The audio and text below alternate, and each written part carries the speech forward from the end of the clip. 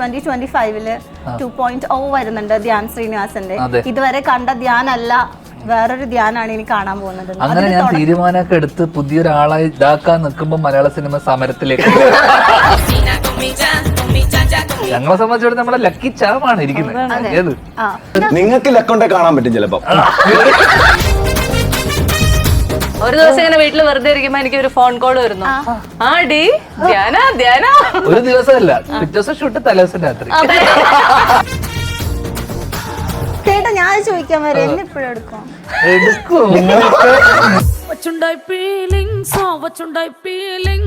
പറയും interview star എന്നൊക്കെ പറയും. അതിന്റെ കൂട്ടത്തിൽ പറയേണ്ടതാണ് പ്രൊഡക്ഷൻ ഫ്രണ്ട്ലി സ്റ്റാർ. പ്രൊഡ്യൂസർക്ക് ഒരു രീതിയിലുള്ള ഒരു ബാധ്യത ഉണ്ടാക്കി കൊടുക്കാറില്ല, ഒരു പ്രഷർ. ഇറങ്ങിക്കഴിയുമ്പോൾ ബാധ്യത ആവാറുണ്ട്.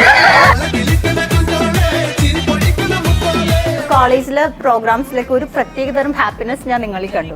ധ്യാൻ ചേട്ടനിലൊക്കെ പാടുന്നു, ആടുന്നു, ആടുന്നു. ഓഹോ ഉച്ചക്കടിച്ച് പിന്നില്.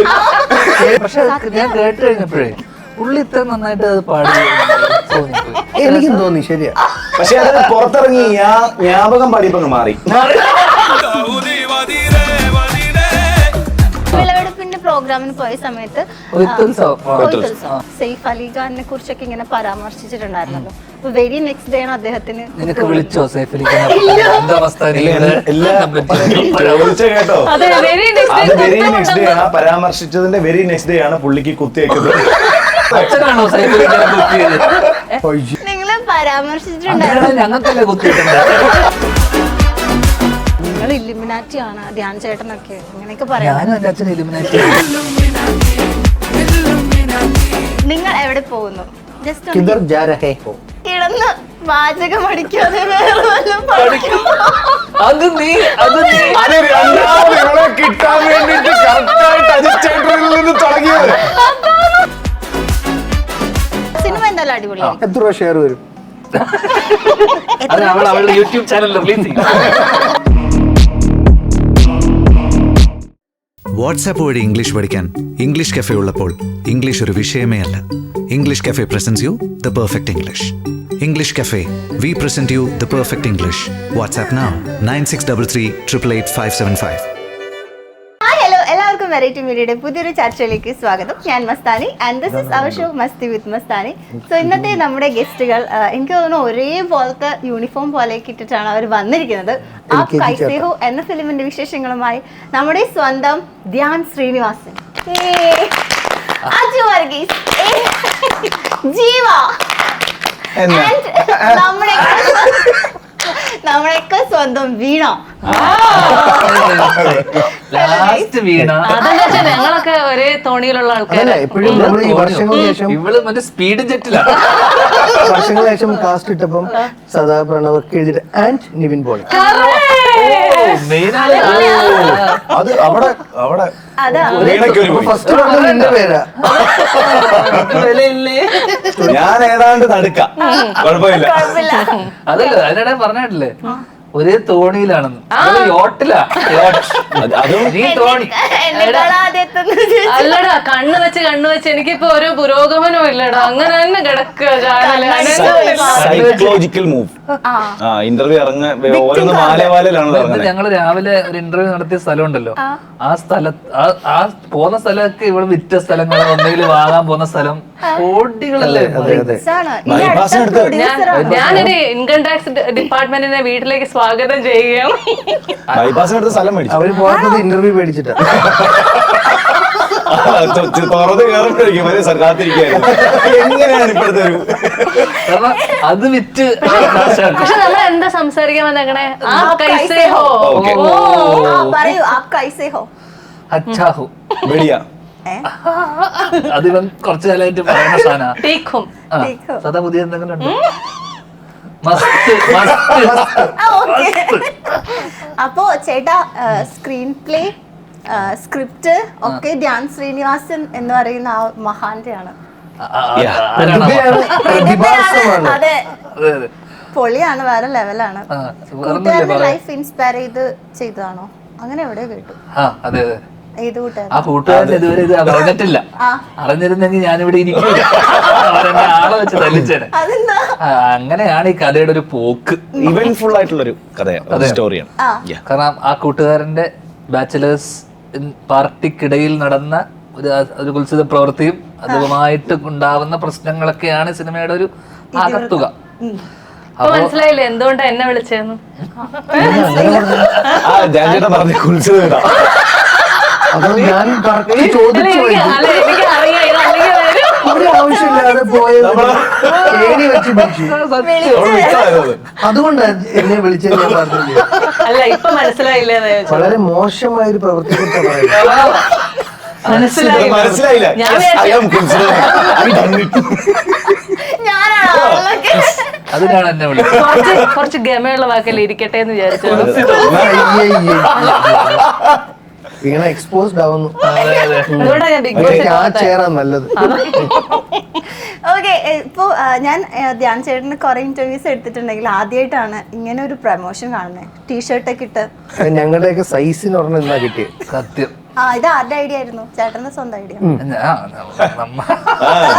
ഞങ്ങൾക്ക് ഉണ്ടാവില്ല ആഗ്രഹം പോലെ.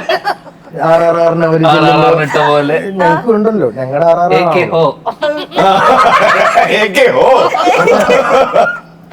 ഓക്കെ, അജിച്ചേട്ടാ എന്താണ് അജിച്ചേട്ടന്റെ ക്യാരക്ടർ? ഇതിലൊരു പോലീസ് കോൺസ്റ്റബിൾ ആണ്. നൈറ്റ് ഡ്യൂട്ടിയാണ് കൂടുതലും എനിക്കും പിഷാരടി ചേട്ടനും. അപ്പോഴാണ് ഇവരുടെ ഈ കുൽസിത പ്രവൃത്തി ഞങ്ങളുടെ കണ്ണിൽ ശ്രദ്ധയിൽപ്പെടുന്നത്. പിന്നെ അവിടുന്ന് കുറച്ച് ക്രയവിക്രയങ്ങൾ. ഇത് ഒറ്റ രാത്രി കഥയാണ് ബേസിക്കലി. ഈ ബാച്ചിലേഴ്സ് പാർട്ടിയും പിന്നീട് ഉണ്ടാകുന്ന പ്രശ്നങ്ങളൊക്കെ, ഈ പ്രശ്നങ്ങളൊക്കെ നടക്കുന്ന ഒരു രാത്രി, വൺ നൈറ്റ് സ്റ്റോറിയാണ്. വൺ നൈറ്റ് സ്റ്റാൻഡ് അതല്ല, അത് മറ്റൊരു കുൽസിത. എല്ലാരും മാറ്ററിലേക്ക് വന്നേ. അതിനാണ് എന്നെ വിളിച്ചത്.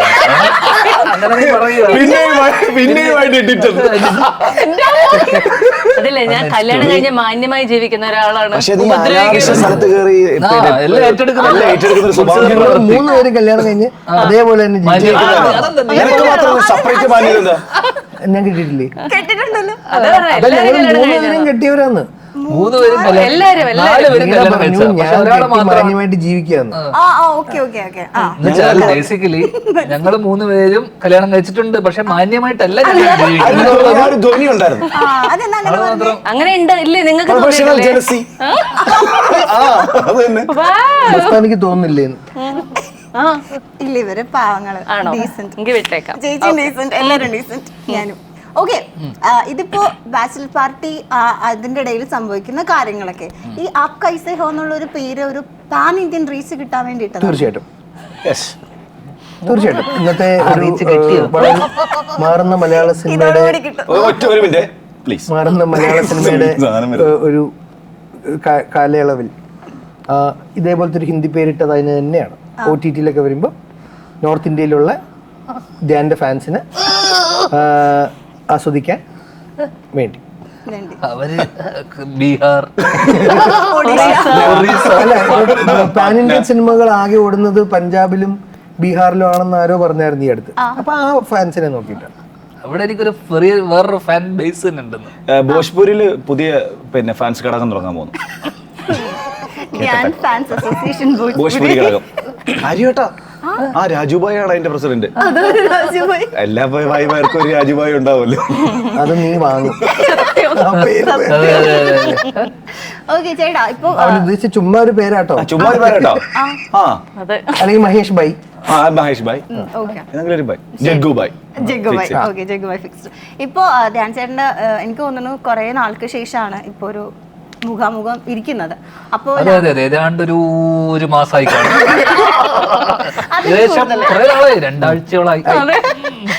വലിയൊരു ഗ്യാപ്പാണല്ലേ കരിയറിൽ സംഭവിച്ചിരിക്കുന്നത്. എന്നോട് ഏറ്റവും കൂടുതൽ ആളുകൾ ചോദിക്കുന്നത് എന്താ, ഈ ആഴ്ച ധ്യാൻ ചേട്ടൻ ഇന്റർവ്യൂ ഇല്ലേന്നാണ്. ചേച്ചി ഫേസ് ശരിയാ, ആഴ്ചക്കാഴ്ച സിനിമ തൊട്ടടുത്തിരിക്കുന്ന ആളോട് ചോദിച്ചേക്കൂ. ഞങ്ങളൊക്കെ ഫേസ് ചെയ്യുന്ന ക്വസ്റ്റ്യൻ ആണത്. അപ്പോ ചേട്ടൻ ഇപ്പൊ ഇത്രയും നാൾക്ക് ശേഷം കണ്ട സ്ഥിതിക്ക് ഇത് അന്ന് നമ്മൾ സംസാരിച്ച് പറഞ്ഞിട്ടുണ്ടായിരുന്നു 2025 2.0 വരുന്നുണ്ട് ധ്യാൻ ശ്രീനിവാസന്റെ. അതെ. ഇതുവരെ കണ്ട ധ്യാനല്ല, വേറൊരു ധ്യാനാണ് ഇനി കാണാൻ പോകുന്നത്. അങ്ങനെ ഞാൻ തീരുമാനമൊക്കെ എടുത്ത് പുതിയൊരാളായി ഇതാക്കാൻ നിൽക്കുമ്പോ മലയാള സിനിമ സമരത്തിലേക്ക് ഇനി അടുത്ത വർഷം സത്യം ബേസിക്കലി ഇവന്റെ ഒരു 2.0 എതിരെയുള്ള ഒരു സമരം. സമരമാണോ എന്ന് എനിക്കൊരു സംശയം. അല്ല, ഒന്ന് നന്നാവണം എന്നുള്ളൊരു ആഗ്രഹമുണ്ട്. അല്ല, കാരണം എനിക്ക് വന്ന് മസ്താനി വെച്ച് വീണ വരെ എന്നെ ഉപദേശിച്ചിട്ടുണ്ട്. വീണയുടെ ഉപദേശം വരെ ഒന്ന് നല്ല അപ്പൊ ആലോചിച്ച് നോക്കി. ആണോ? അത് മാത്രം പോരെ. കുറച്ച് സിനിമകളൊക്കെ ഒന്ന് സെലക്ട് ചെയ്തിട്ട് ചെയ്യണ്ടേ? ഇവളെ സെലക്ട് ചെയ്തിട്ടാണല്ലോ ഇന്റർവ്യൂ ഒക്കെ ചെയ്യുന്നത്. ഭയങ്കര സെലക്ഷൻ ആണല്ലോ. നോക്കി കണ്ട, അല്ലാതെ അല്ല. ഇൻകം ടാക്സുകാരെ വരെ ഇന്റർവ്യൂ എടുക്കുന്ന ആളാ. അപ്പൊ എന്നോട് പറഞ്ഞു ഇത്രയും ചെറിയ രീതിയിലെങ്കിലും സെലക്ഷൻ. അങ്ങനെ വീണയുടെ വരെ അതായിരുന്നു എനിക്ക് കിട്ടേണ്ട അവസാനത്തെ ഇത്. അതുകൂടെ കഴിഞ്ഞപ്പോ ഞാൻ നന്നായി പറ്റും. എനിക്ക് തോന്നുന്നു അന്നൊക്കെ കുറെ കോവിഡിന്റെ സമയം കഴിഞ്ഞപ്പോ ഞാൻ ഒരു സമയമില്ലാന്ന് പറഞ്ഞപ്പോ വണ്ടി കയറി ഇന്റർവ്യൂ എടുത്തിട്ട് പോയി അല്ലേ? ഇറങ്ങിപ്പോയി.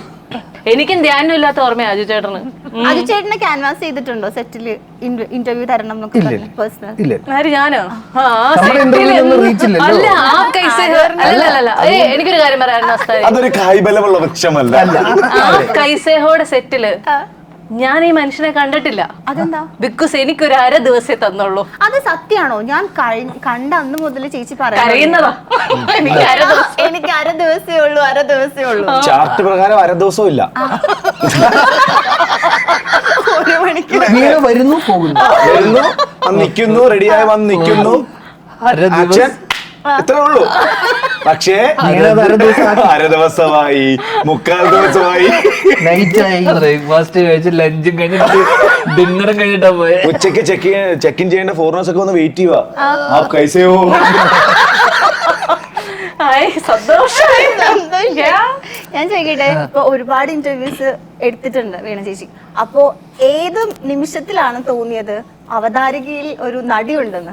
അല്ല, ഞങ്ങള് തമ്മിൽ ഒന്നിച്ചെല്ലാം ഹിറ്റ്സ് ആണല്ലോ. ഒരു നല്ല വാക്കുകൾ പറയണ്ടേ?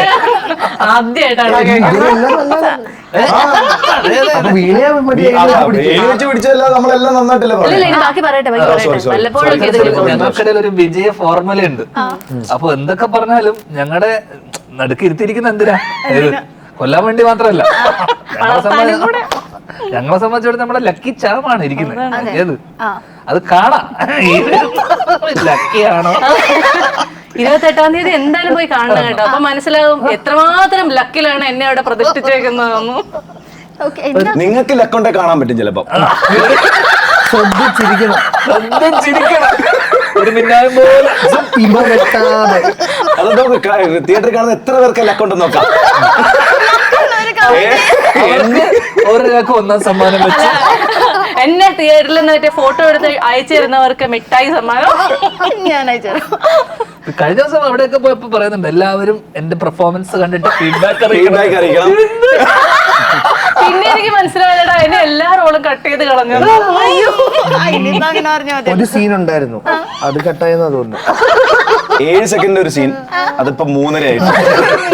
പോലെ എന്നാലും പറയാം, എപ്പോഴാ തോന്നിയത് അതിന്റെ ഞാൻ കാരണം പറഞ്ഞേ വെച്ചാൽ ഇത്രയും നമ്മൾക്കിടയിൽ എനിക്ക് ഇന്റർവ്യൂവിൽ മാത്രമല്ലേ ഹിറ്റ്സ് ഉള്ളൂ, സിനിമകൾ കുറവാണല്ലോ. അപ്പൊ എന്തുകൊണ്ട് എന്റെ ഇന്റർവ്യൂവിൽ എന്റെ സക്സസ് എന്റെ തുറപ്പിട്ടിനെ ഞാൻ എന്തുകൊണ്ട് സിനിമയിലോട്ട് ഇറക്കിയാൽ ആ രീതിയിൽ ഞാൻ ആ രീതിയിലുള്ള സ്ട്രാറ്റജിക്കൽ ആയിട്ടുള്ള പരിപാടി ഇറക്കിയ ആ ഏറിയ പൊളിച്ചിട്ടുണ്ട് സാധനം. എന്തായിരുന്നു ആ ഒരു ഓഡിഷൻ? ഓഡിഷനോ ഒരു ദിവസം ഇങ്ങനെ വീട്ടില് വെറുതെ ഇരിക്കുമ്പോ എനിക്ക് ഒരു ഫോൺ കോൾ വരുന്നു. ആ ഡി ധ്യാന ഒരു ദിവസമല്ല, പിറ്റേ ദിവസം ഷൂട്ട് തലേദിവസം രാത്രി. നിനക്ക് ജോലിയും കൂലിയൊന്നും ഇല്ലല്ലോ പോരെന്ന്. അപ്പൊ ഞാൻ പറയും ധ്യാന എനിക്ക് അഭിനയിക്കാനൊന്നും അറിയില്ല. ഈ അഭിനയിക്കേ വേണ്ട, നീ ആയിട്ട് അങ്ങ് ജീവിച്ചാ മതിയാന്ന് പറഞ്ഞു. റോള് കണ്ടപ്പോണ്ടല്ലോ എന്റെ തല കറങ്ങിപ്പോയി. കാരണം ഞാനായിട്ട് ജീവിക്കാൻ പറ്റിയ റോളായിരുന്നു. ആങ്കർ ആണോ അതില്? അത് അഭിനയിക്കില്ലേ? അങ്ങനെയായിരുന്നു. അപ്പൊ എനിക്ക് മനസ്സിലായി എന്നിലെ കലാകാരി അല്പം വൈകിയാണെങ്കിലും ധ്യാനെങ്കിലും തിരിച്ചറിഞ്ഞു വന്നു. ഞങ്ങളും പിന്നെ കണ്ടത് അല്ല, അത് വൈകിയാണെങ്കിലും പിന്നെ ഞങ്ങളും ഞങ്ങളാണ് അറിയാനുള്ളത്.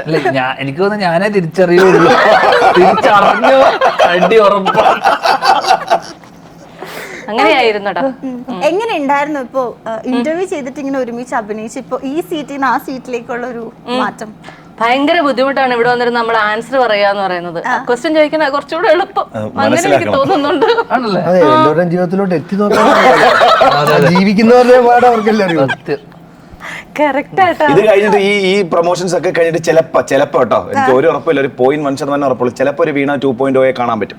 ചിലപ്പോ ഇന്റർവ്യൂവിൽ ഒരു മാറ്റങ്ങൾ, ഒരു മാറ്റം. ഇവിടെ ഇരിക്കുന്നവരുടെ ബുദ്ധിമുട്ട് മനസ്സിലാക്കിയ വീണേ എനിക്ക് തോന്നുന്നില്ല 0.1% പോലും ഇല്ല. ഇല്ല, എന്റെ ചാനൽ ഓടണം എന്നുള്ള എന്റെ ആവശ്യമല്ലേ, അതുകൊണ്ട് ഒരു മാറ്റവും ഇല്ല. അങ്ങനെ സംഭവിക്കും. YouTube ban strike, YouTube strike. Veena 2.0 വരുന്നു, യൂട്യൂബ് ബാൻ. ഏത് ലെവല്? ഓ, അങ്ങനെ ഒരു അവസ്ഥയൊക്കെ വന്നാൽ എന്ത് ചെയ്യൂല്ലേ? ചേട്ടാ വിഷയം മാറ്റം പാറ്റിയിടല്ലേ? പണി ഇല്ല, അത് ചാനൽ നന്നായിട്ട് പോകുന്നുണ്ട്, അങ്ങനെ തന്നെ പോകും. അതെ, ഓൾറെഡി ഒരു അങ്ങനെ വന്നാലും കുഴപ്പമില്ല. അടുത്ത വീട്ടിൽ നീയാണ് എന്റെ നായിക, എല്ലാരും ഞാൻ കൊണ്ടുവരും. അതെ, ചേട്ടാ ഞാൻ ചോദിക്കാൻ വരെ എന്നെ എപ്പോഴും എടുക്കും? എടുക്കും. നിങ്ങളെയൊക്കെ അവിടുന്ന് പതുക്കെ ഇങ്ങോട്ടാക്കിയിട്ട് അവനങ്ങോട്ട് വരാനാണ് നമുക്ക്. സത്യം, ചേട്ടൻ ആ ഒരു യൂട്യൂബ് അവസ്ഥയിലാണ് ചാനൽ ഞങ്ങളിപ്പോ. ധ്യാൻ ഞങ്ങൾ കഴിഞ്ഞു നിൽക്കോ, രാവിലെ കൂടെ പറഞ്ഞേ ഉള്ളൂ ഏതാ? ഒരു ഒരു യൂട്യൂബ് യൂട്യൂബ് ചാനൽ സ്റ്റാർട്ട് ചെയ്യും. DS. മക്കളെ കഴിഞ്ഞു. എടാ, എന്തിനാണ് നമ്മുടെ കഞ്ഞിൽ നമ്മൾ തന്നെ പാറ്റ കോരി വെറൈറ്റി മീഡിയയുടെ ഒരു വരുമാനം പോയി. വീണയുടെ ഒന്നോ ഒരു ശതമാനം തന്നെ പോയി. ഞാൻ ചേട്ടൻ അങ്ങനെ ഒരു യൂട്യൂബ് ചാനൽ തുടങ്ങിക്കഴിഞ്ഞാ പ്രശ്ന. ഞാൻ പോയി അടിയറവ് വെക്കും. ആക്ച്വലി ഫണ്ടാസ്റ്റിക്കിനുണ്ട്. ഉണ്ടോ? ചേട്ടന് യൂട്യൂബ് ചാനൽ ഉണ്ടല്ലേ? കമ്പനിക്ക് ഞങ്ങളുടെ കമ്പനിക്ക് നിങ്ങക്ക് ഓൺ ആയിട്ട് എപ്പോഴെങ്കിലും തുടങ്ങണം തോന്നിയിട്ടുണ്ടോ? അത് കമ്പനി ഇവരുടെ ഓണാ. പക്ഷെ നിങ്ങളുടെ അത്രയും കണ്ടന്റ് ഉണ്ടാക്കാനുള്ള കഴിവില്ല. അത് എളുപ്പമല്ലല്ലോ തുടങ്ങിയിട്ട് നമ്മൾ വെറുതെ ഇരുന്നിട്ട് കാര്യമില്ല. പ്രേക്ഷകർക്ക് ഇഷ്ടപ്പെടുന്ന കണ്ടന്റുകൾ കൊടുക്കണ്ടേ? അതിന് എളുപ്പമല്ല. നിങ്ങൾക്ക് ഉള്ള കഴിവ് ഞങ്ങൾക്കില്ല. എല്ലാ പറഞ്ഞു അതെന്ത് കഴിവെന്നാ ഞാൻ ആലോചിച്ചേ. അതേത് കഴിവ്? പിന്നെ പറഞ്ഞോ, നിങ്ങൾക്കുള്ള കഴിവ് ഞങ്ങൾക്കില്ല എന്ന് പറയുന്നത് സതക്കില്ല എന്ന് പറഞ്ഞാൽ എനിക്കില്ല. ഓക്കെ. നമ്മള് പൊതുവേ ഉണ്ടല്ലോ ഇപ്പൊ എല്ലാരും പറയുന്നത് ഞാനാ കഴിഞ്ഞ ദിവസം ഇവരുടെ ഇന്റർവ്യൂ എടുത്തേ ഒരു ചാനലിൽ പോയിട്ട്. പിന്നെ ഞാനിപ്പോ അതും തുടങ്ങിയിട്ടുണ്ട്. ആരാ ആക്കിയത്? എന്നത് ആശാൻ. എങ്ങനെ ഉണ്ടായിരുന്നു? നല്ല രസമായിരുന്നു. നന്നായിരുന്നു. അദ്ദേഹം പറഞ്ഞേ നിങ്ങളൊക്കെ ഇങ്ങോട്ടാക്കുന്നത് പുള്ളിക്ക് അങ്ങോട്ട് പറ. ഞാനിപ്പോ എല്ലാ മേഖലയിലും പൊതുവായിട്ടുള്ള എല്ലാ മേഖലയിലും കൈവെക്കും. ഇതിൽ എഴുതിയല്ലോ, അഭിനയിച്ചല്ലോ, അങ്ങനെ ഇനി അടുത്തത് എന്താന്ന് പറഞ്ഞാൽ മതി, അതൊക്കെ ചെയ്യും. ഓക്കെ. നമ്മൾ പൊതുവെ അതല്ലേ കോവിഡിന് കുക്കിംഗ് ഒക്കെ പഠിച്ചത്. കാര്യം കോവിഡ് അത്ര പെട്ടെന്ന് മാറുന്ന ആരും വിചാരിച്ചില്ലല്ലോ. അതെ, പെട്ടെന്നോ ശരിക്കും നമ്മൾ വിചാരിച്ചതിനേക്കാൾ മുമ്പ് കോവിഡ് മാറി. നമ്മളൊരു 5 വർഷമൊക്കെ പെടുന്നല്ലോ വിചാരിച്ചു. അതുകൊണ്ട് പുള്ളി കുക്കിംഗ് ഒക്കെ നന്നായി പഠിച്ചു. മഞ്ജു ചേച്ചിയൊക്കെ വിളിച്ച് ടെസ്റ്റ് ചെയ്ത് കൊടുത്ത് എല്ലാവർക്കും കൊടുത്ത് ഹോട്ടലിൽ തുടങ്ങാനുള്ള പ്ലാനായിരുന്നു. അതുകൊണ്ട് ഓക്കെ. അതെപ്പോഴാ? ഇനിയിപ്പോ വേണ്ട, ഇനി കോവിഡ് മാറി. എല്ലാം ഒരു മാസ്റ്റർ പ്ലാൻ തന്നെ ഉണ്ട്. പയ്യെ ഓരോ മേഖലയായിട്ട് കൈയടക്കാനുള്ള. ഓക്കെ. ഞാൻ ഒന്ന് ചോദിച്ചോട്ടെ.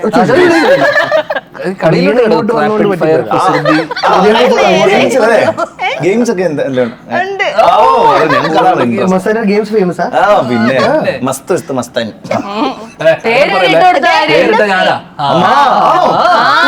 എന്തോ കാലക്കി അതറിയില്ല. ഓക്കെ. അതെ, ഒരു ദിവസം ഗോഡ് ഫാദർ ആണ് ഞാൻ. എത്ര പേരുടെ പ്രോഗ്രാം വരെ പേരിട്ടെടുത്തു. അതെ, ഞാൻ വളരെ കുറച്ച് ആൾക്കാരെ ഫോളോ ചെയ്യുന്നുള്ളൂ ഇൻസ്റ്റയിൽ. ധ്യാൻ ചേട്ടൻ ഞാൻ ഫോളോ ചെയ്യുന്നുണ്ട്. Very good. Very good. പിന്നെന്തിനാ അധികാരം ഫോളോ ഇൻസ്റ്റ ഉപയോഗിക്കുന്നത് അഡ്മിനാ. അവന്റെ അഡ്മിൻ ഒന്നും അല്ല. ഞെട്ടിയെ കുട്ടാന്ന് വല്ല കഴിച്ചോ?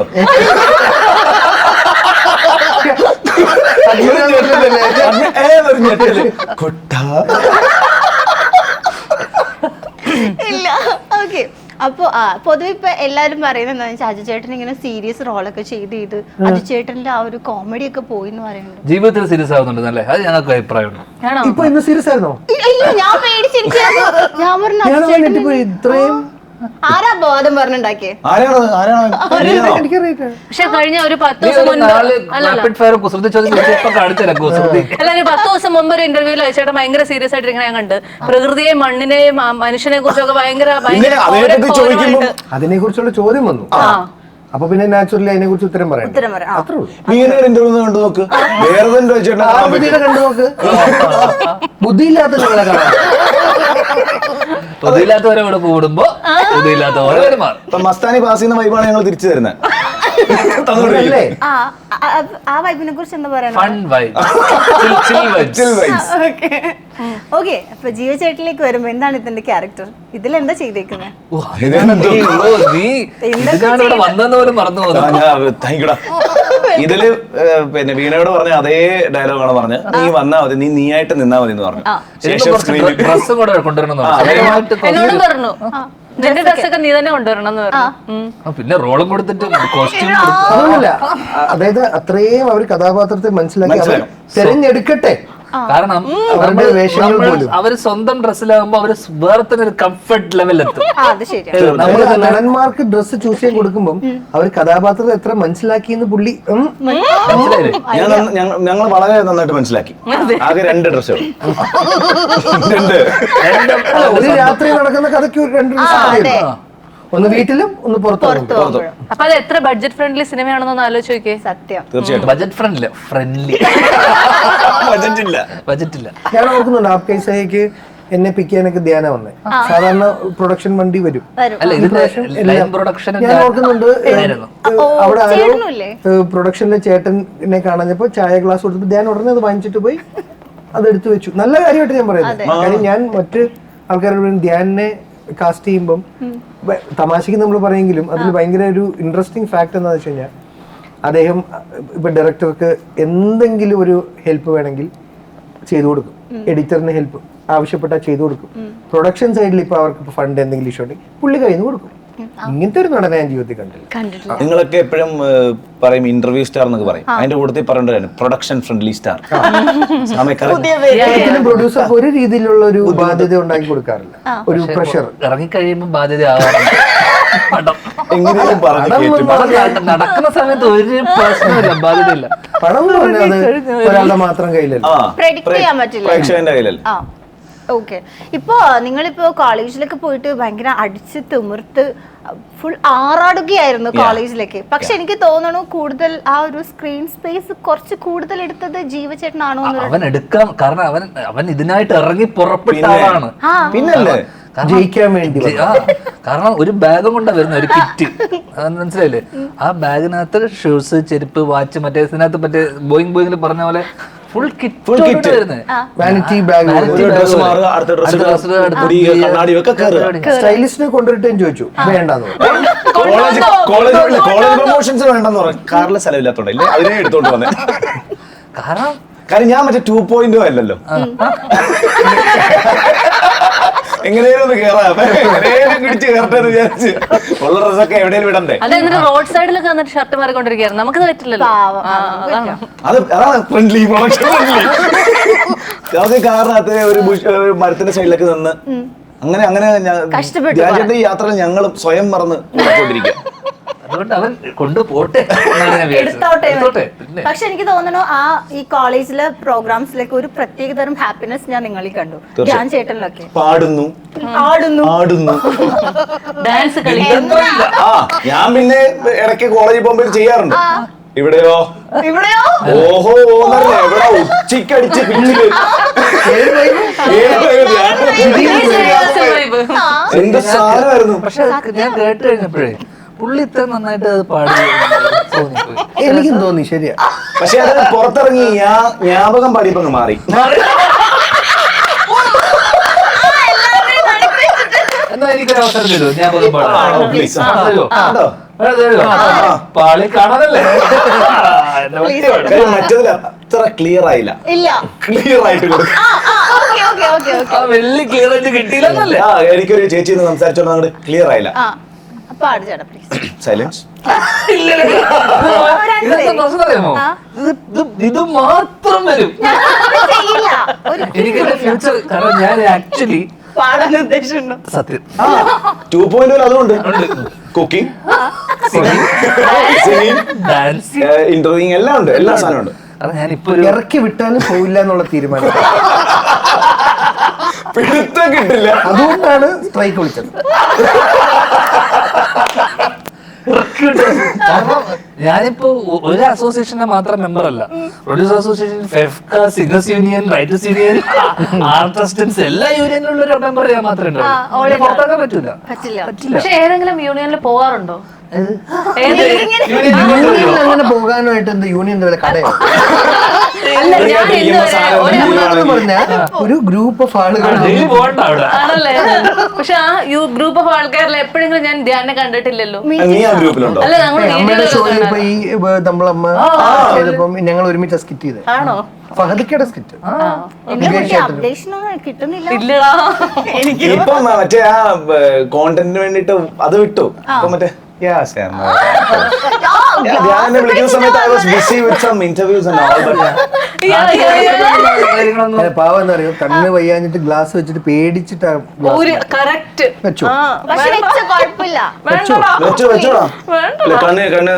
കണ്ണ് നിങ്ങൾ ഇനി നാട്ടുകാരെയും കൂടെ അറിയിക്കും. ഞാൻ ക്യാമറ കിട്ടൂല എന്ന് ഡബിൾ ചെക്ക് ചെയ്തിട്ടാ വന്നിരുന്നു.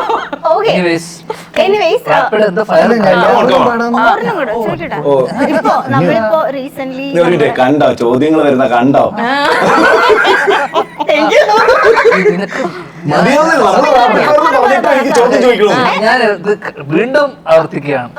കാരണം ഞാൻ ഇത്രയും എനിക്ക് ഒരാളെ പൊക്കാനായിരിക്കും, പക്ഷെ നീ തുടങ്ങിയെടുക്കുന്ന ഇപ്പൊ എത്തി നിൽക്കുന്ന ഒരു അവസ്ഥയില്ലേ, ഞാൻ അഭിമാനം കൊള്ളാം. അതാണ് അല്ല, ഭയങ്കര മാറ്റം. ഓ മസ്താനി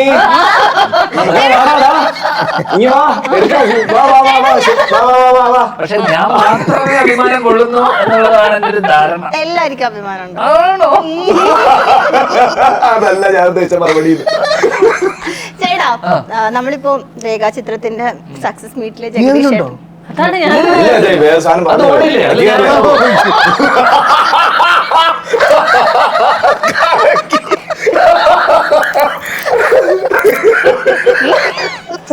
എന്നാലും ഞാൻ ആദ്യമായിട്ട് അഭിനയിച്ച ഒരു സിനിമയുടെ പ്രൊമോഷൻ ഇരിക്കുമ്പോഴത്തേക്ക് ഓടിയവിടത്ത് ഞാനുണ്ടാവോ എന്നൊക്കെ ചോദിക്കാം. അതിനു വേണ്ടി നിന്നെ ലക്കി ചാം. ഞങ്ങള് വെറുതെ പറഞ്ഞല്ല, ലക്കി ചാം അതുകൊണ്ട് വരെ കണ്ണിമ ചിമ്മുന്ന പോലെ ഇങ്ങനെയാ. പക്ഷേ നമ്മള് ഇത് ഞങ്ങൾ ഓടിക്കും. ഓട്ടിക്കും. അങ്ങനെയല്ല, രസമുള്ള കഥയാ. സക്സസ് മീറ്റ് ഞാൻ ചോദിക്കട്ടെ, സക്സസ് മീറ്റിന്റെ സമയത്ത് ജഗദീഷ് ചേട്ടൻ പറഞ്ഞിട്ടുണ്ടായിരുന്നു ശ്രീനിവാസൻ ചേട്ടൻ ആസ് എ റൈറ്റർ ഇപ്പോ ഫസ്റ്റ് ഡേ തന്നെ 98ാമത്തെ സീനും എഴുതാൻ അത്രയും ധൈര്യമുള്ള ഒരാളാണ്. എടുക്കുന്ന ഷൂട്ടും ആ സീൻ ചിലപ്പോൾ 97ാമത്തെ സീനൊക്കെ ആയിരിക്കും എടുക്കുന്നത്. അത്രയും കോൺഫിഡന്റ് ഉള്ള ഒരു റൈറ്ററാന്ന് കേട്ടു. അപ്പൊ ഇതിന്റെ സ്ക്രിപ്റ്റ് റൈറ്റർ ധ്യാൻ ചേട്ടൻ ആയതുകൊണ്ട് ചേട്ടൻ എങ്ങനെയാണ്, അതേ ഒരു പാത ഫോളോ ചെയ്യുന്ന ആളാണോ? ഞാൻ 99 വരെ എഴുതും. അത് ഇതിലിപ്പോ ഉള്ള കാര്യം എന്ന് വെച്ച് കഴിഞ്ഞാൽ ചിലർക്ക് ഓരോ ആൾക്ക് ഓരോ രീതികളുണ്ട്. ഇപ്പൊ അച്ഛൻ സാധാരണ സ്ക്രിപ്റ്റ് എഴുതേണ്ടത് ഷൂട്ടിന് അന്ന് രാവിലെ അല്ല. ഓക്കെ, സ്വാഭാവികമായിട്ടും അവരുടെ മനസ്സിൽ ഒരു കഥയും ആ സീനോടൊക്കെ അവരുടെ മുന്നേ അവരുടെ കയ്യിലുണ്ടാവും. ഓക്കെ, അപ്പൊ ആ സീൻ മേ ബി അതിന്റെ ഡയലോഗുകളും അല്ലെങ്കിൽ ഒരു ഡമ്മി വരെ ഉണ്ടാവും. ഡയലോഗുകളൊക്കെ എഴുതുന്നത് ചിലപ്പോ തലേ ദിവസമോ അതിന്റെ മുന്നത്തെ ദിവസമായിരിക്കും. പക്ഷെ ഒരു കാര്യം ഉള്ളതെന്ന് വെച്ചാൽ അച്ഛൻ ഈ പറയുന്ന പോലെ ഒരു ചെറിയൊരു വൺ ലൈൻ വെച്ചിട്ട് മാത്രം ഇവർ ഷൂട്ട് തുടങ്ങിയ സിനിമകളൊക്കെ ഉണ്ട്. ഒരു വൺ ലൈൻ മാത്രമേ ഉള്ളൂ. ഒരു ഐഡിയ ഒക്കെ വെച്ചിട്ട് പിറ്റേ ദിവസം പോയിട്ട് നേരെ പോയിട്ട് ഷൂട്ട് ചെയ്ത സിനിമകളൊക്കെ ഉണ്ട്. അങ്ങനത്തെ സിനിമകളാണ് ഇപ്പോഴത്തെ അന്നത്തെ കാലത്തെ ഹിറ്റുകൾ. അതൊക്കെ വെറും ഐഡിയ കൊണ്ട് മാത്രം പോയിട്ട് ഷൂട്ട് ചെയ്ത് അതൊന്നും ഇന്നത്തെ കാലത്ത് തന്നെ നമുക്കൊന്നും ചിന്തിക്കാൻ പോലും പറ്റില്ല. ഇതൊക്കെ നമ്മളെ സംബന്ധിച്ചിടത്തോളം ഇതൊക്കെ നമ്മുടെ കയ്യിൽ ഒരു ഫുൾ കഥയും സംഭവിച്ചാണ് ഈ ഇവന്റ്സ് ഒക്കെ എനിക്ക് മനസ്സിൽ ഫുൾ ഉണ്ട്. റിയൽ ആണല്ലോ. അച്ഛന്റെ കഥകളൊന്നും അതങ്ങനെയല്ലല്ലോ, എല്ലാം മേഡപ്പ്. കുറെ പിന്നെ അച്ഛന് പുള്ളി എല്ലാം പുള്ളിയുടെ പ്രശ്നങ്ങൾ കഥകളൊക്കെ കോമണേഴ്സ് ഇഷ്യൂസും സാധാരണക്കാരുടെ പ്രശ്നങ്ങളും കൂടുതൽ റൂട്ടഡ് ആയി നിൽക്കുന്ന കഥകളും ഗ്രൗണ്ടഡ് ആയി നിൽക്കുന്ന. അപ്പൊ പുള്ളിയുടെ അനുഭവങ്ങളും എക്സ്പീരിയൻസും പുള്ളി ജനിച്ച് വളർന്ന നാട്, അവിടുത്തെ രാഷ്ട്രീയം, അതൊക്കെയാണ് പുള്ളിയുടെ സിനിമകൾ കണ്ടിട്ടുള്ളത് നമ്മൾ. അപ്പൊ പുള്ളിക്ക് ആ രീതിയിൽ പുള്ളിയുടെ എക്സ്പീരിയൻസസ് ഭയങ്കര റിച്ച് ആണ്. അതുകൊണ്ട് പുള്ളിക്ക് മേ ബി എഴുതാൻ എളുപ്പമായിരിക്കും. ചിലപ്പോൾ മേ ബി സന്ദേശമൊക്കെ ആയിരിക്കും പുള്ളി ഏറ്റവും എളുപ്പത്തിൽ എഴുതിയ സിനിമ. കാരണം പുള്ളി വളർന്ന നാടും ഇതൊക്കെ ഏകദേശം പാർട്ടി ഗ്രാമങ്ങളും ഇതൊക്കെയായിരുന്നു. അപ്പം എനിക്കൊന്ന് സന്ദേശമൊക്കെ അച്ഛനൊറ്റ വരവേൽപ്പ്, അച്ഛന്റെ ഇതേപോലെ അച്ഛനൊരു ബസ് വാങ്ങിയതും അതുമായിട്ട് ബന്ധപ്പെട്ടതാണ് വരവേൽപ്പ്. അത് പുള്ളി സിനിമയാക്കി. അപ്പൊ മറ്റേ പടം മോഹനേട്ടന്റെ കഥ സ്വയംവര പന്തല്. അങ്ങനെ അച്ഛൻ വടക്ക് നോക്കിയ നിറം ഇതേപോലെ അച്ഛന്റെ സുഹൃത്തിന്റെ ലൈഫിലെ ഒരു റിയൽ അങ്ങനെ റിയൽ ലൈഫ് ക്യാരക്ടർ ഉണ്ട് വടക്കുംനാഥത്തിലെ ദിനേശൻ. അപ്പൊ അതൊക്കെ നമുക്ക് പെട്ടെന്ന് അപ്പൊ അതിനൊക്കെ എന്ന് വെച്ച് കഴിഞ്ഞാൽ ഭയങ്കര ജീവിതത്തിൽ നിന്ന് നമ്മൾ എടുത്ത് നടന്നുകൊണ്ട് നമുക്ക് ഒരുപാട് റിസർച്ചിന്റെ ആവശ്യം വരുന്നില്ല. ഓക്കെ. ഇപ്പോ അതേപോലെ തന്നെ ഇപ്പൊ റീസെന്റ് ഒരു കാർഷിക സംബന്ധിച്ചൊരു പരിപാടി നേരത്തെ പറഞ്ഞു തിരിച്ചെടുക്കാനാ പ്രൊനൗൺസിയേഷനിൽ ചെറിയ തെറ്റ്. കാർഷിക ബാക്കി വാക്കെന്താ? വിളവെടുപ്പ്. വിളവെടുപ്പിന്റെ പ്രോഗ്രാമിന് പോയ സമയത്ത് അതിന് പോയ സമയത്ത് ശ്രീനിവാസൻ സാറും ചേട്ടന്റെയും ആ ഒരു സംഭാഷണങ്ങളൊക്കെ സോഷ്യൽ മീഡിയയിൽ ഫുൾ വൈറലായിരുന്നു, തഗ്ഗൂട് തഗ്ഗായിരുന്നു. അപ്പം ആ കൂട്ടത്തില് നിങ്ങൾ സെയ്ഫ് അലി ഖാനെ കുറിച്ചൊക്കെ ഇങ്ങനെ പരാമർശിച്ചിട്ടുണ്ടായിരുന്നല്ലോ. അപ്പൊ വെരി നെക്സ്റ്റ് ഡേ ആണ് അദ്ദേഹത്തിന് വിളിച്ചോ സൈഫ് അലി കേട്ടോ? വെരി നെക്സ്റ്റ് ഡേ ആ പരാമർശിച്ചതിന്റെ വെരി നെക്സ്റ്റ് ഡേ ആണ് പുള്ളിക്ക് കുത്തിവെക്കുന്നത്.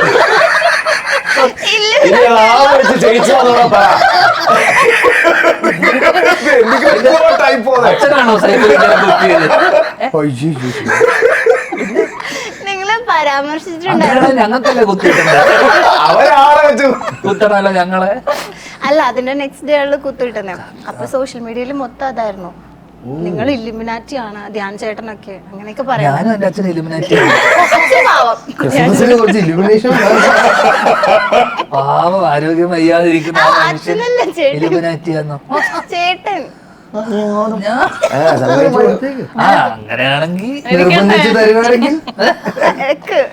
എന്നാ എനിക്ക് മനസ്സിലാകാത്തൊരു കാര്യമുണ്ട്. ഉടനെ നിങ്ങൾ മനസ്സിലാക്കും അല്ലേ?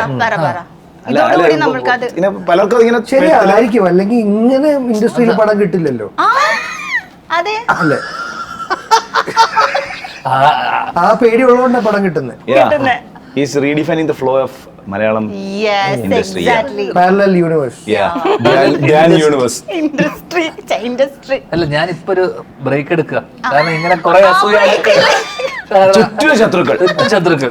നമ്മൾ ആദ്യം സുഹൃത്ത് വരെ ശത്രുവായി മാറുന്ന അസൂയ. കാരണം എന്നെ പലപ്പോഴായിട്ട് ഇതുപോലെ എന്നെ വീണ ഉപദേശിച്ച പോലെ എന്നോട് ഉപദേശിക്കാതെ പല രീതിയിൽ എന്നോട് പറഞ്ഞിട്ടുണ്ട്. ഇത് ഇങ്ങനെ നീ സിനിമ എന്നൊക്കെ പറഞ്ഞ പലപ്പോഴും ഡയറക്റ്റ് ആയിട്ട് പറയില്ല, എന്നാൽ പോലും അവിടെ പറഞ്ഞിട്ടുണ്ട്.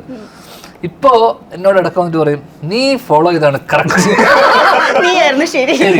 കാരണം വെച്ച് കഴിഞ്ഞാൽ പടം ഇല്ലാതാകുമ്പോ എന്ത് പറ്റുമെന്ന് വെച്ചാൽ ജോലി ഇല്ലാതാകുമ്പോൾ നമ്മളതിൽ കാശില്ലാതാവും, മണിയില്ലാതാവും. മണിയില്ലാതാകുമ്പോൾ ഈ പറയുന്ന ഫിലോസഫി ഒക്കെ വിടും, പോളിസീസ് ഒക്കെ മാറും. അപ്പൊ ഇപ്പൊ എന്നോട് പലരും എന്നെ ഉപദേശിച്ച എല്ലാവരും, മിക്കവരും എന്നല്ല എല്ലാവരും, ഇപ്പൊ എന്നെ വിളിച്ചു പറയുന്നത് നീ ആയിരുന്നു ശരി. അതങ്ങനെ ഒരു നാൾ കാലം തിരിച്ചറിയും. ഒരു നാൾ കാലം പെട്ടെന്നുള്ള വൈബ് പറയും കുത്ത് ഇലുമിനാറ്റി. അല്ല, ഞാൻ ഇന്നും പ്രാർത്ഥിക്കാറുണ്ട് ഇലുമിനാറ്റി ആവാനോ? ദൈവമേ എന്നെ ഒരു ഇലുമിനാറ്റി ആക്കണേ, എന്നെ ഒരു ഇലുമിനാറ്റി ആക്കണേ. ശരി, അങ്ങനെയാണെങ്കിൽ പ്രഡിക്റ്റ് ചെയ്യാം എങ്ങനെ ഉണ്ടാവും. അടിപൊളിയായിരിക്കും. കാരണം ധ്യാൻ ചേട്ടന്റെ സ്ക്രിപ്റ്റിനെ കുറിച്ചിട്ട് എല്ലാവർക്കും ഭയങ്കര മതിപ്പാണ്. അതെ, ലവ് ആക്ഷൻ ഡ്രാമ, പ്രകാശം പടക്കട്ടെ, ഇത് രണ്ടുമാണ് ധ്യാൻ എഴുതിയത്. കൊള്ളായിരിക്കും, കുഴപ്പമില്ലായിരിക്കും. ഒരു രാത്രി നടക്കുന്ന കുഞ്ഞു സിനിമ. പിന്നെ എന്താന്ന് വെച്ചാല് അജു ചേട്ടനുണ്ട്, ജീവചേട്ടനുണ്ട്, ലക്കി ചാം വീണയുണ്ട്, രമേശ് പിഷാരടി ഉണ്ട്, നവാസ് വള്ളിക്കുന്നുണ്ട്, ദിവ്യദർശൻ ഉണ്ട്, ശ്രീനിവാസൻ മറന്നോ അല്ലേ? ഓൾറെഡി പറഞ്ഞതുകൊണ്ട്. അപ്പൊ എന്തായാലും നല്ലൊരു സിനിമ ആയിരിക്കും.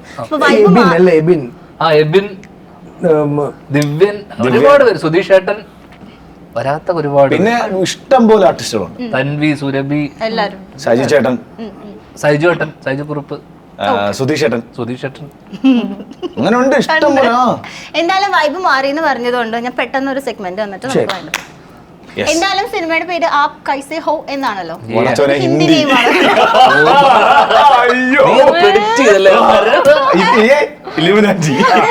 ഇത് ഞങ്ങൾ പൊളിക്കും. ഞാൻ കുറച്ച് സെന്റൻസ്, ഓരോ സെന്റൻസ് പറയും, നിങ്ങൾ ജസ്റ്റ് അതൊന്ന് ഹിന്ദിയിലാക്കിയാൽ മതി. സിമ്പിൾ, ഒറ്റ സെന്റൻസേ ഉള്ളൂ. അവിടെ തുടങ്ങിക്കോ, ഇവിടെ തുടങ്ങാം. അജാനാണ് ഇങ്ങനത്തെ. നിങ്ങൾ എവിടെ പോകുന്നു? ജസ്റ്റ് അത് ഗ്രാമർ വിട്ടേ ഗ്രാമർ ഇട്ടേക്ക്, സാധനം കിട്ടിയാ മതി. സാധനം കിതറൊക്കെ അല്ലേ കിതറൊക്കെ അല്ലേ? ആ. ഓക്കെ. അമ്മ അടുത്ത എനിക്ക് ഇല്ല പറ്റും Come on, Lucky Charm. കിടന്ന് വാചകം അടിക്കാതെ വേറെ വല്ലതും പഠിക്കും. അത് നീ അത് രണ്ടാമത് ഇവളെ കിട്ടാൻ വേണ്ടിട്ട് കറക്റ്റായിട്ട് അജിച്ചേട്ടനിൽ നിന്ന് തുടങ്ങിയത്. അതെ അത് നീ It's a plan. എനിക്ക് സംശയം അവിടെ നിന്ന് തുടങ്ങിയാൽ അത് ഇവിടെ ആവും. അല്ലല്ല കിടന്ന് അല്ല ഒരു മിനിറ്റ് അതല്ല അത് നീ ഇവളോട് നേരിട്ട് പറഞ്ഞ പോലെ എനിക്ക് ഫീൽ ചെയ്ത് സത്യം അതാണ് ഇതെങ്ങനെ ഹിന്ദിയിലാക്കുന്നു ഇത് നിങ്ങളുടെ യൂട്യൂബ് ചാനൽ, വീണയുടെ യൂട്യൂബ് ചാനലിനോട് പറഞ്ഞതായി ഞങ്ങൾ പാർവതി ഇങ്ങനെ കുറെ കാര്യങ്ങൾ പറഞ്ഞു. അത് പറഞ്ഞറിയാമോ സത്യം കേട്ടോ. ഇവരൊക്കെ എന്നെ മുതലെടുക്ക സജി. എന്ത് ചെയ്യാ? ആ. സജിയാ അത് നിനക്ക് ഇപ്പൊ അത് തിരിച്ചു പറ, ഹിന്ദി പറയാനുള്ള സുഖം. അതാണ് കിടന്ന് വാചകം അടിക്കാതെ കിടന്ന് കിടക്കാന്ന് പറഞ്ഞാൽ കടക്ക് പുറത്ത് കിടക്കാന്നുള്ള എന്താ പറയാ. കിടന്ന് വാചകം അടിക്കാതെ ലേട്ടന കുട്ട കിടന്ന് വാചകം കിടന്ന് അടിക്കാൻ വാചകം അടിക്കാതെ വല്ല പണിക്കും പോകും. അല്ല പണിക്കുമ്പോ ഒരു ക്ലൂ ആരെങ്കിലും ഒക്കെ കിടക്കാന്നുള്ളവരെന്താ. വാചകമടിയുടെ ഹിന്ദി എന്താ? വാചകമടി ഹിന്ദിയില്ല. വാചകമടി കച്ചടാലോ ബഗ് ബഗ് ബഗ് ബഗ് ബക്വാസ് ബങ്കർ. നീ എനിക്ക് മാത്രം നീ ബക്വാസ് മനഃപൂർവ്വം ബങ്കർ. ബക്വാസ് सोने के समय के बकवास बनकर निकल जाओ ബങ്കർ സോനെ കെ സമയ ജാ രഹാ. ഇത്രയും ടഫായതുകൊണ്ട് എന്റെ ടീം എന്നെ സഹായിച്ചു. ടീം കറക്റ്റ് ആണല്ലോ പറഞ്ഞത്. ഞങ്ങളിപ്പോ അയ്യോ എന്റെ ഹിന്ദി ഫാൻസ് ഭോജ്പൂരി ബീഹാർ ആൻഡ് പഞ്ചാബ്. അല്ല ഞാൻ ശരിയാക്കും അവർക്ക് വേണ്ടി നിങ്ങൾ പ്രണയിച്ചിട്ടുണ്ടോ? ഓ എല്ലാവർക്കും എളുപ്പമുള്ള സാധനം. എനിക്ക് മാത്രം കിടന്ന് വാചകം അത് അടിക്കാതെ എളുപ്പമൊന്നുമല്ല, നിന്നോട് പറയാനുള്ളത് മസ്താനി പറഞ്ഞു കൊടുത്താ. അല്ല, ഇതിലങ്ങനെ എഴുതിയിരിക്കുന്നു. ആ, क्या प्रेम किया है എന്താണ് നിങ്ങൾ പ്രണയിച്ചത്? അല്ല क्यों എന്നാണ് आप प्रणയം ലാസ്റ്റ് ഹിന്ദി കേട്ടോ പുറത്തുനിന്ന് ആള് വന്ന് പറയുന്നു. आप प्रेम किया है ആ किया है കിയ കിയ കിയ? किया കിയ. किया ഞാനും किया ഞാനും കിയ. ഒരു നമ്മളൊക്കെ സുഗമ ഹിന്ദി പരീക്ഷയ്ക്ക് ഫുൾ മാർക്ക്. ലാസ്റ്റ് ബഹുത്ത് കിയ. ആ. അമ്പത് കിയ. ഒരു കല്യാണമൊക്കെ കഴിക്കണ്ടേ? ആപ്പ് ഇല്ല ആപ്പില്ല. എല്ലാത്തിലും തോടാ ഷാദി കർ. കുറച്ച് കല്യാണം കഴിച്ചു. ബാക്കി നാളത്തേക്ക് വെച്ചേക്ക്. കുറച്ച് കല്യാണം കഴിച്ചുകൂടെ എന്താണ് പറഞ്ഞത്? ഒരു കല്യാണമൊക്കെ കഴിക്കണ്ടേ? കല്യാണം शादी ഷാദി एक शादी करती करती करतू एक शादी करती കാർത്തു. हाँ करती കല്യാണം കഴിച്ചൂടെ हाँ एक शादी करती थी കർത്താ. करता था ബോഡി ലാംഗ്വേജിൽ ഡീൽ ചെയ്തു. ഓക്കെ ഓക്കെ, അടിപൊളി അടിപൊളി. നമുക്ക് സമയത്തിന്റെ ശേ അത് മസ്തായി വരുവാണ്. ലാസ്റ്റ് ഒരു വീഡിയോയും കൂടി അജു ചേട്ടന് വേണ്ടി കാണിച്ചിട്ട് ഞാൻ പരിപാടി നിർത്തി പോവാണ്. പരിപാടി നിർത്തി പോകാൻ പറ്റി എന്തോ ഓർമ്മ വരുന്നത്. അല്ല, ഇപ്പൊ പണ്ടത്തെ ഒരു വീഡിയോ ആണ്, ഇപ്പൊ സോഷ്യൽ മീഡിയ കുത്തിപ്പൊക്കിയതാ. ആണോ? എന്താ കൊച്ചേ കാണിക്കാം. കാണിക്ക്. നീയാ കാണുന്നത്, തിരിച്ചാലേ കാണുന്നു. ഇന്റർവ്യൂ ആദ്യത്തെ ഇന്റർവ്യൂ ഇച്ചിരി കണ്ടോ? മലർവാടി ആർട്സ് ക്ലബ്ബിലെ ഒരാളാണ് ഞാൻ. എൻ്റെ പേര് കുട്ടു. വ്യക്തിയെക്കുറിച്ച് പറയുകയാണെങ്കിൽ ഇതിലൊരു ചെറിയ 4 പേരെയും ഡിപ്പെൻഡ് ചെയ്ത് ജീവിക്കുന്ന ഒരു വ്യക്തിയാണ് ഞാൻ. കണ്ടിട്ടില്ല? കാണിച്ചുതരാം. അതിലെന്താണ് അപ്പൊ അതിപ്പോ സോഷ്യൽ മീഡിയയിൽ ഇപ്പൊ എല്ലാരും പൊക്കി കുറച്ച് വൈറലായിക്കൊണ്ടിരിക്കുകയാണ്. ഞാനാ ഇട്ട് കൊടുത്തേ ആദ്യം തന്നെ. ഒരു കാലം ഉണ്ടായിരുന്നു ഫേസ്ബുക്കിലും ഇൻസ്റ്റയൊക്കെ ഭരിച്ചിരുന്ന ഒരു കാലം അറിയാമോ? അജു വർഗീസ് പോസ്റ്റ് ഇട്ട് കഴിഞ്ഞാല് നീയൊക്കെ അന്ന് അജന്തയില് മറ്റേ നിക്കറിട്ട് നടന്ന പ്രായം. അന്ന് ഇന്ന് കാണുന്ന സോഷ്യൽ മീഡിയ ഇന്നത്തെ പ്രസരിപ്പിലില്ല. ഇൻസ്റ്റാഗ്രാം മലയാളത്തിൽ സൗത്ത് ഇന്ത്യൻ നടന്മാരിൽ ഫസ്റ്റ് വെരിഫൈഡ് ആരാന്നറിയാമോ? അങ്കപ്പാർഡ. അതിന് കൈയടിക്കുന്നത് എന്നുവെച്ചാ അത്ര ദീർഘവീക്ഷണമായിരുന്നു. എന്നിട്ട് വിട്ട് സൂപ്പർ സ്റ്റാറുകൾ കഴിഞ്ഞു കഴിഞ്ഞാൽ ഏറ്റവും കൂടുതൽ ഫോളോവേഴ്സ് ഉള്ള ആരാ? അങ്കപ്പാർഡ. 3.5. ഈ ചോദ്യം തമ്മിൽ ഇത് ഞാനാ ഇട്ടത് ആദ്യം. അതാ പറഞ്ഞ ഇത് സ്പ്രെഡായില്ലേ, അത് ഇട്ടത് വരെ അങ്കപ്പാർഡ. എല്ലാം ഒരേ ആൾതാൻ കുട്ടു. ഒന്നും പറയല്ല, അത് ആദ്യത്തെ ഇന്റർവ്യൂ ആണ്. അതിന്റെ വിവരക്കേടുകളൊക്കെ ഉണ്ടാവും. മെമ്മറിയാണ് ഞാൻ എന്നും നമുക്ക് നിന്റെ ആദ്യത്തെ ഇന്റർവ്യൂ എടുത്ത് കുത്തിപ്പൊക്കട്ടെ ഞാൻ. ചേട്ടനേട്ടോ അതല്ല ചോദ്യങ്ങൾ അതാ ഇത്ര കോൺഫിഡൻസ് ആയിട്ട് പറഞ്ഞത്. എന്ത് പറയാനാ, നല്ല മെമ്മറി. നല്ല ഓക്കെ. ആ ഇന്റർവ്യൂ ഞാൻ ഒരിക്കലും മറക്കില്ല. അപ്പോൾ എന്തായാലും ആപ് കൈസേ ഹോ ഫെബ്രുവരി 28 തിയേറ്ററിലേക്ക് വരുവാണ്. അപ്പോൾ ധ്യാൻ ചേട്ടൻ കഥ എഴുതി, സ്ക്രിപ്റ്റ് എല്ലാം ധ്യാൻ ചേട്ടനാണ്. അപ്പം അജു ചേട്ടൻ, ജീവ ചേട്ടൻ, വീണ ചേച്ചി, പിന്നെ കുറേ ആർട്ടിസ്റ്റുകളൊക്കെ ഉള്ള വളരെ മനോഹരമായിട്ടുള്ളൊരു സിനിമ. അപ്പോൾ സിനിമയ്ക്ക് എല്ലാവിധ ആശംസകളും. ലക്കി ചാം പോയി കാണണം കേട്ടോ. ആ സിനിമ എന്തായാലും അടിപൊളിയായിരിക്കും. കാണും കാണും. എത്ര രൂപ ഷെയർ വരും? അത് നമ്മൾ അവളുടെ യൂട്യൂബ് ചാനലിൽ റിലീസ് ചെയ്യും. ഒരു വിജയത്തിന്റെ സ്കെയിൽ എന്ന് പറഞ്ഞേ എങ്ങനെ? നല്ല വിജയമായിരിക്കും. predict ചെയ്യ്. 10-ലൊരു 8. ഓ മതി മതി മതി മതി. Thank you. വെൽക്കം. അപ്പൊ എന്തായാലും all the very best. Maszlee പടം കണ്ടതാ, അതുകൊണ്ടാ. Thank you so much Thank you. For your time. Thank you, Mastani.